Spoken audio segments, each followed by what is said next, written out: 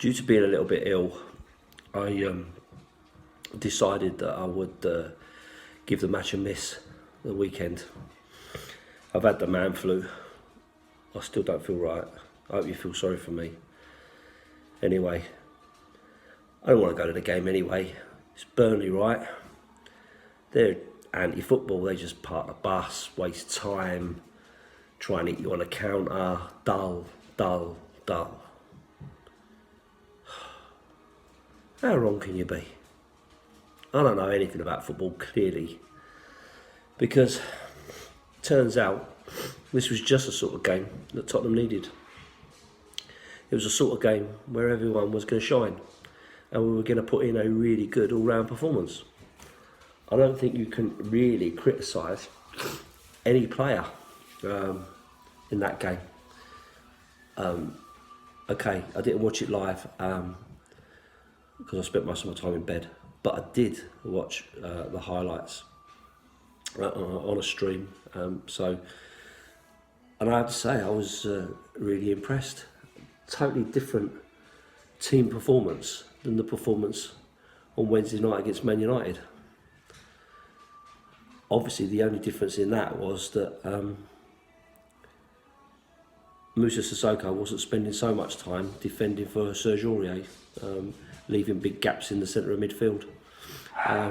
So not sure how he really fixed that, but he clearly did, because it seemed to work an awful lot better with Dyer back in the team. And I know Dyer gets a lot of stick, but I do firmly believe that Dyer is a decent all-round player, and I think he probably just needs time to get back to his best, a bit like Ali has needed, to be fair.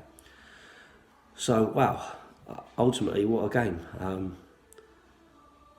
Harry Kane scores a worldie, 35 yards. We know he's got that in his locker, but, mate, great goal. You know, within 5 minutes, exactly what the doctor ordered. You know, score that goal, open the team up, makes them have to come and play you, as opposed to just sit back and park the bus and hit you on a break. So, fair play. I mean, it opened up beautifully for him, and, you know, he is a great striker of the ball, and there's no denying it. I mean, people can slag him off as much as they like, but, you know, ultimately, the guy, left foot, right foot, inside the box, outside the box, penalties, headers, you know, you name it, he can do it, you know. And add to that his all-round game of being able to bring other players into play. He's, you know, he's got it all, and I don't care who you are, because if you don't rate Harry Kane, then for me, you don't know anything about football. So after he scores a fantastic goal like that, up steps Lucas Moura to poke in a nice little scrappy fox in the box goal.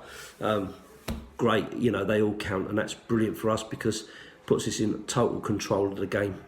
And the stage is set really for Sonny to score one of the best goals to be seen at White Hart Lane for quite some time. Great individual goal, had a bit of everything.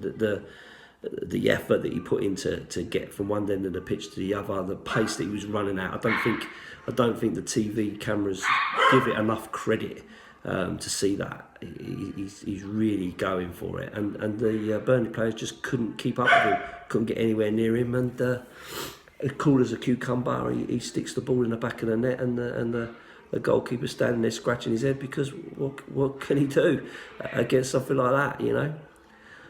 3-0, all over. Or is it?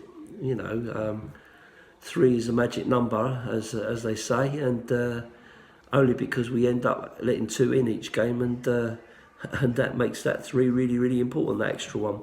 But it wasn't to be. It wasn't to be for them. We rode that storm. Burnley had a few opportunities, but never really got there.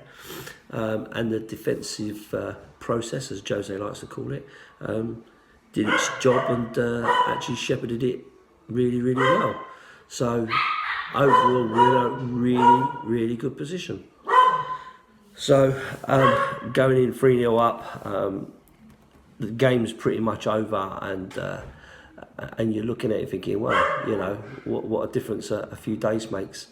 And then in comes Harry Kane, steps up, puts another one in the back of the net. Again, another great individual goal, made it all by himself, made his own luck, rivals it in the roof of the net, and pretty much underrated goal when you consider the one previous. But still, you know, that's not easy. That's not an easy goal to score. And then to top it all, what do we get? We don't get just one Musa Sissoko goal a season. We get two, one after the other. 2 goals, 2 games. And what a great goal. You know, to be fair to Musa Sissoko, clearly playing with a lot of confidence after that first one going in, because, you know, in other days he would have spooned it, he would have looked to pass it, he'd have overrun it, he'd have tripped over it, he'd have done everything but put it in the back of the net. And yet, here we are. Lovely weighted ball from Kane. You know, again, you know, great performance from the boy. He puts it on a plate, and Musa Sissoko doesn't panic. He just toe pokes it under the keeper and milks all the adulation that he can get. And as they sing, he scores when he wants. Wow, you know, fantastic. So really, you know, you can't really say too many positives out of the game. Not too much negativity that you can put to it, which is great. You know, makes a real change. So I guess the next thing to look at is, you know, the Jose Mourinho situation. I, for one, have been a critic of the appointment. Really didn't want him,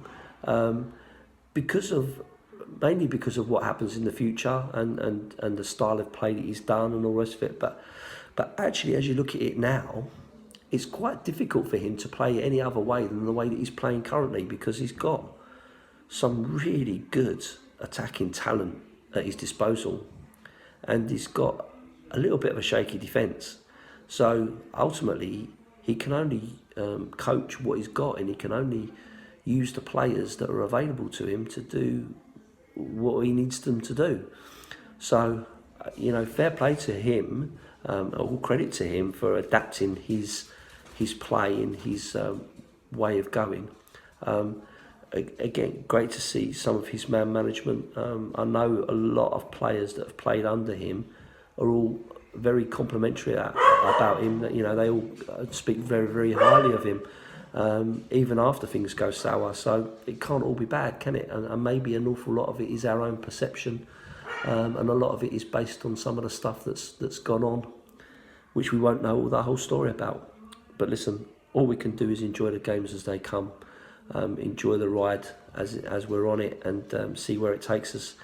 And if at the end of the day it all goes tits up and Jose Mourinho turns into the Jose Mourinho of old, only time will tell. But as it stands at the moment, you can't really fault him. He isn't putting the foot wrong as we stand. Touch wood. And long may that continue. And all the while we've got this Jose Mourinho, I'm happy. You know, we're playing some good football.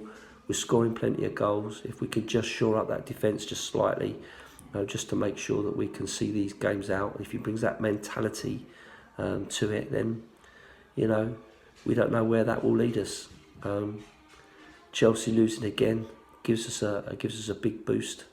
If we can win against Wolves and they drop some more points, then that game at White Hart Lane the week after will be very, very interesting. There'll be a lot riding on that, and the pressure will be on Chelsea. Make no mistake that they will need to keep that momentum going, keep themselves ahead of us, because once they drop from that, then I think they will be fearful that we could go a lot further and keep them off it. And that, for me, is the one thing that Jose Mourinho has brought to the table, is the effect that he's having on other clubs and other clubs' fans, rather than what the effect he's having on us. So all that's left to say is up the Spurs.